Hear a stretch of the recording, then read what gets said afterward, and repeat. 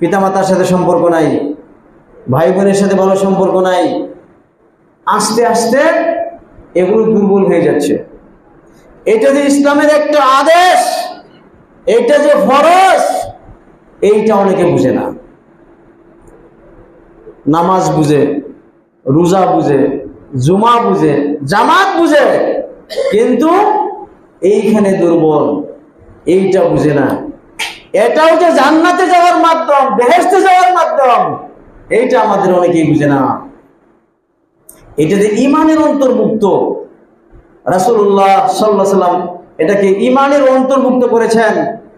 আল্লাহ তাআলা কোরআনের একাধিক জায়গায় বলেছেন, ওয়া আতিযাল কুরবা হাক্কাহু, নিকট আত্মীয়দের হক দিয়ে দাও। আপনার উপরে আল্লাহর হক আছে, পিতামাতার হক আছে, আত্মীয় স্বজনের হক আছে, প্রতিবেশীর হক আছে, এমনকি মুসলমান ভাইয়েরও হক আছে। সবার হক আপনাকে দিতে হবে, কারো হক নষ্ট করা যাবে না। আল্লাহর হক কি? এককভাবে আল্লাহর ইবাদত করা, তার সাথে কাউকে শরীক না করা। পিতামাতার হক কি? পিতামাতার সাথে সদ্ব্যবহার করা। বৃদ্ধ বয়সে যদি পিতামাতা আপনার মুখাপেক্ষী হয়ে থাকে, তাহলে তাদের ভরণ পোষণ দেওয়া, তাদের যাবতীয় খরচ বহন করা সন্তানের উপর ফরজ, যদি আপনার মুখাপেক্ষী হয়ে থাকে।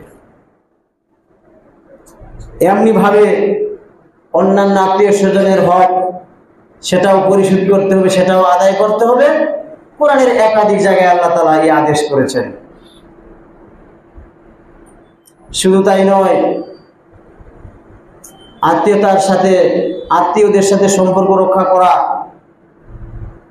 যাদের সাথে আপনার রক্তের সম্পর্ক রয়েছে, তাদের সাথে ভালো ব্যবহার করলে রিজিকের মধ্যে বরকত হবে। হাদিসে এসেছে এটা বয়স বৃদ্ধি হওয়ারও কারণ।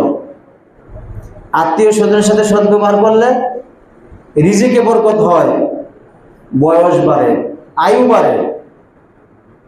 আমাদের মধ্যে কি আছে যে আমরা রিজিক চাই না, অভাবে থাকতে চাই আমরা কেউ? সবাই চাই না যে হালাল রিজিক আল্লাহ তাআলা আমাকে বাড়িয়ে দেন? সবাই আমরা চাই যে আমার রিজিকে বরকত হোক, রুজি রোজগারে বরকত হোক।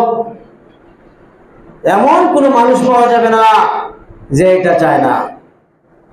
কে আছে মরে যেতে চায়? এমন কেউ আছে কি? কোনো মানুষই বয়স যতই হোক না কেন মরতে চায় না। হ্যাঁ, মারা যাওয়াটা অপছন্দ করে। বয়স বাড়ুক এটা আমরা সবাই চাই, কারণ বয়স বাড়লে তো আমলও বাড়বে, বাড়বে না? আপনার বয়স 60 বছর, আরেকজন 55 বছরে মারা গেছে, দুইজন নামাজি। এই দুজনের মধ্যে থেকে আল্লাহর কাছে কে বেশি প্রিয়? যে 60 বছর বয়স পেয়েছে, কারণ 5 বছরের ইবাদত তার বেশি। 5 বছর সে বেশি ইবাদত করতে পেরেছে, 5টা রমজান মাস পেয়েছে অতিরিক্ত। সোজা কথা নাকি? তাহলে বয়স বাড়ার মূল্য আছে না? অবশ্যই মূল্য আছে। আমরা সবাই চাই আমাদের বয়স বাড়ুক, আমাদের রিজিক বাড়ুক, কিন্তু কি আমল করলে রিজিক বাড়বে, বয়স বাড়বে, এইটা আমরা অনেকেই জানি না। সহিহ বুখারীর রিওয়ায়াত, সহিহ বুখারীর হাদিস, আনাস রাদিয়াল্লাহু তাআলা থেকে বর্ণিত, নবী করিম সাল্লাল্লাহু আলাইহি ওয়াসাল্লাম বলেন, মান সাররাহু আইয়ুবসাতা লাহু ফি রিজকিহি ওয়া ইউনসা লাহু ফি আসারিহি ফালইয়াসিল রাহিমাহু। তোমাদের মধ্যে যে ব্যক্তি চায় তার রিজিক বাড়ুক, রিজিক প্রশস্ত হয়ে যাক, তোমাদের মধ্যে যে ব্যক্তি চায় তার বয়স বাড়ুক, বয়স বৃদ্ধি পাক, ফালইয়াসিল রাহিমাহু, সে যেন তার আত্মীয় স্বজনের সাথে সদ্ব্যবহার করে, ভালো ব্যবহার করে। ছোটখাটো কথা নয়। আপনি আপনার আত্মীয় স্বজনের সাথে সদ্ব্যবহার করবেন, হাসি মুখে কথা বলবেন, এর মাধ্যমে আল্লাহ তাআলা আপনার রিজিক বাড়িয়ে দিবেন, এর মাধ্যমে আল্লাহ তাআলা আপনার বয়সের মধ্যে বরকত দিবেন। সুতরাং বিরাট বড় কথা যে আত্মীয় স্বজনের সাথে ভালো আচরণ করার লাভ আপনি ভোগ করবেন।